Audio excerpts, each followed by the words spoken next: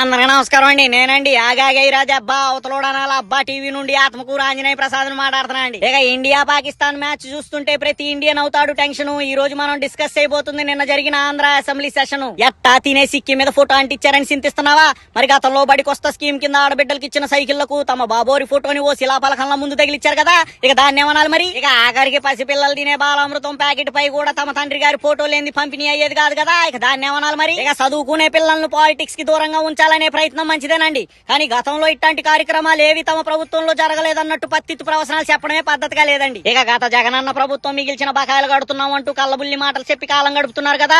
ఇక గతంలో తమ ప్రభుత్వం మిగిల్చిన బకాయిల చిట్టా విప్పితే బాబోరు దిగిపోయే నాటికి ఫీ రింబర్స్మెంట్ కెట్టిన బకాయిల సంఖ్య 2800 కోట్లండి. మరి అవి తీర్చింది జగనన్నే కదా. ఆ మొక్క అసెంబ్లీలో చెప్పవే. ఇక పోతూ పోతూ తమ ప్రభుత్వం మొత్తంగా మిగిల్చిన బకాయిల సంఖ్య 42,183 కోట్లండి. మరి మీరు మిగిల్చిన బొక్కలకు జగనన్న కట్టిన లెక్కలు అసెంబ్లీ బుక్కుల్లో ఎట్టాలి కదా. మరి అవి చెప్పరే. ఇక అధికారంలోకి వచ్చాక మాటలు మార్చే ప్రభుత్వాన్ని చూశాం గానీ గత ప్రభుత్వంలో ప్రవేశపెట్టిన పథకాలకు పేర్లు మార్చి ఈనాడు ఏదో తామే కొత్తగా వాటిని ఆవిష్కరించినట్టు పబ్లిసిటీ చేసుకోవడం తమ పచ్చ పార్టీకే చెల్లుతుందండి. ఇక ఇట్లాంటి చరిత్ర కలిగిన కాపీ పేస్ట్ మంత్రికి ఆ కిరాగాడు గొంత పునుగులు ఫేస్ చేసుకుని గొంగురు గొంతుతో సోషల్ మీడియాలో సగం ఉడికిన బాయిలర్ కోడిలా ఎగురుతూ ఎలివేషన్స్ ఇవ్వడం ఏదైతే ఉందో అది బహు హాస్యాస్పదం అంటూ పలువురు విశ్లేషకులు గుసగుసలాడుతున్నారని సమాచారం అండి.